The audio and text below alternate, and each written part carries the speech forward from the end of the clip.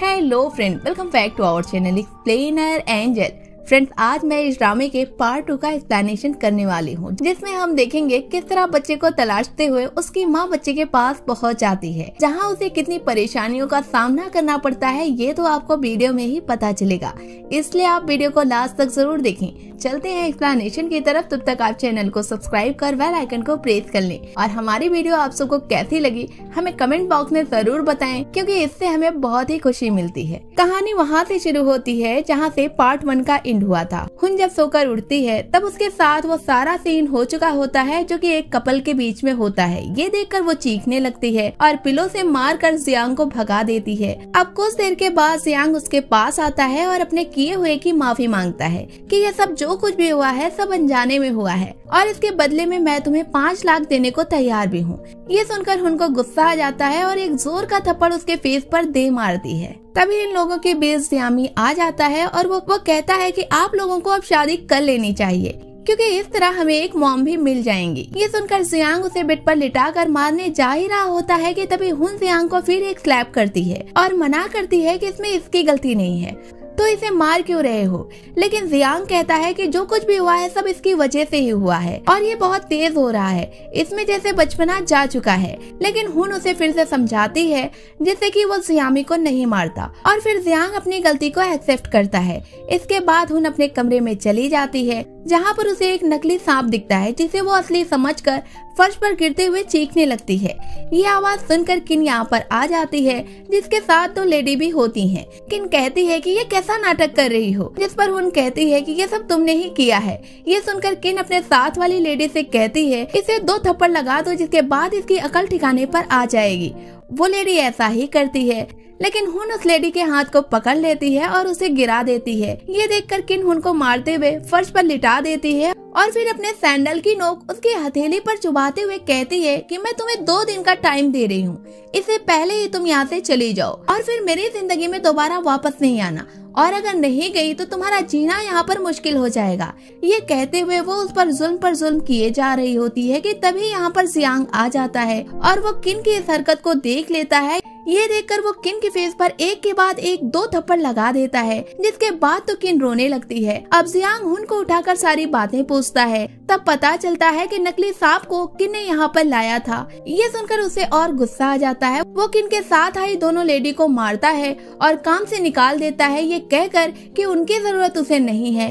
अब किन अकेले खुद पर जियांग का गुस्सा उतार रही होती है कि उसकी इतनी हिम्मत कि उसने हुन के लिए मुझे मारा। ये किन के लिए बहुत ही शर्मिंदगी की बात होती है। तभी वो प्लान बनाती है कि जियांग को वो इसकी सजा जरूर देगी। अब अगली सुबह हम देखते हैं जियामी को जो कि हुन के साथ खेल रहा होता है। तभी एक कार में बैठा बंदा जो कि कॉल पर बात कर रहा होता है और कॉल पर कही हुई बात को फॉलो करते हुए जियामी की तरफ कार लेकर बड़ी तेजी से जाता है।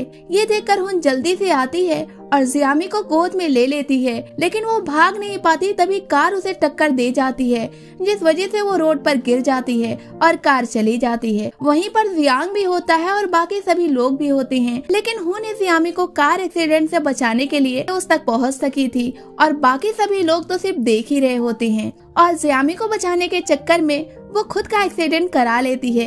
ये देखकर फौरन ये सब उसके पास आते हैं। जियांग हुन को गोद में लेकर हॉस्पिटल भागने लगता है और जियांग के साथ वाला सेक्रेटरी जियामी को लेकर जाता है। जियांग की हुन के लिए इतनी केयर देखकर किन एक बार फिर से जल जाती है। अब हॉस्पिटल जाने के बाद ये पता चलता है कि जियामी बिल्कुल ही ठीक है, सिर्फ जरा से ही चोट उसे आई थी, लेकिन हुन को काफी चोट लगी थी, जिस वजह से उसे रेस्ट करने की जरूरत थी। अब सब हॉस्पिटल में पहुंच जाते हैं हुन की खैरियत पूछने के लिए, जिसमें किन के फादर भी आ जाते हैं। वो दोनों मरीज से उनकी तबीयत को पूछते हैं और जियांग से अच्छा बनने के लिए कहते हैं कि तुम्हारा फैसला बहुत ही अच्छा है, जो हुन को बोनस के लिए तुम इतनी बड़ी रकम दे रहे हो। लेकिन इस बीच किन के फादर जियांग को दामाद जी कहकर बुला रहे होते हैं, जिस पर जियांग को बुरा लगता है। वो कहता है कि आप दामाद ना कहकर मेरा नाम पुकार सकते हैं, जिसके बाद वो शर्मा जाते हैं। तभी किन अपने फादर को देखकर डैड कहती है। ये सुनकर किन के फादर अच्छा बनने के चक्कर में सबके सामने उस पर गुस्सा करते हैं कि वो उसे डैड ना पुकारे, क्योंकि किन की हरकत जरा भी नहीं अच्छी है और उसने हुन के साथ ऐसा बर्ताव क्यों किया, जिस पर वो उसे माफी मांगने के लिए कहते हैं, जिसके बाद किन हुन से माफी मांगती है। अब बोनस के पैसे की बात होती है, जिस पर हुन मना करती है कि उसे कोई कोई भी बोनस नहीं चाहिए और 1 लाख बोनस के बदले वो कार एक्सीडेंट के पीछे की वजह पता लगा ले। जिसे सुनकर वहाँ पर किन और उसके फादर डर जाते हैं। अब वो बोनस को लेने के लिए फोर्स करते हैं। फिर भी हुन जब इनकार करती है तब किन कहती है कि उसे पैसों की गिनती करना ही नहीं आता होगा क्योंकि इतने गरीब घर की जो लड़की ठहरी। ये सुनकर जियांग को और गुस्सा आ जाता है और किन के फादर उसका मुंह बंद करने के लिए कहते हैं। अब इसके बाद हुन घर आती है जिसे जियांग कहता है कि क्या उसे वो पहले से जानती है, जिस पर वो मना करती है। फिर जियांग कहता है तो ऐसा तो कोई भी नहीं करेगा कि खुद को मारकर किसी गैर को बचा ले, जिस पर हुन कहती है क्योंकि आप मुझे पर मंथ अच्छी सैलरी दे रहे हैं, बस यहीं से मैं आपको जानती हूँ। ये सुनकर वो खुश हो जाता है। तभी फिर एक्सीडेंट किसने कराया है ये बात पता लगाने के लिए हुन कहती है, जिस पर जियांग रेडी होता है। अब वो अपने बंदों से कहकर कार एक्सीडेंट इन्वेस्टिगेट करने के लिए कहता है। इधर कार में बैठे किन के पास किन के फादर आते हैं और जोरदार उसे एक थप्पड़ लगाते हैं और कहते हैं कि तुमने जियामी के एक्सीडेंट कराने की हिम्मत कैसे की, और जियांग को अगर ये बात पता चल गया तो वो क्या जवाब देंगे। जिस पर किन कहती है कि उसने कोई भी एक्सीडेंट नहीं कराया है। ये सुनने के बाद वो यकीन नहीं करते और कहते हैं कि मुझे पता नहीं था कि तुम इस हद तक गिर सकती हो, लेकिन जब तुम्हें पता है कि तुम बेबी बॉर्न नहीं कर सकती हो, ऐसे में जियामी को अपने बच्चा जैसा क्यों नहीं समझ लेती, उसे माँ जैसी मोहब्बत दो जिसके बाद जियांग की नजर में भी तुम्हारी वैल्यू बढ़ जाएगी। अब ये बात वो सुन रही होती है। फिर कहती है कि मैं जियामी से बहुत प्यार से पेश आती हूँ, लेकिन वो हमें देखकर बहुत बुरा सलूक करता है।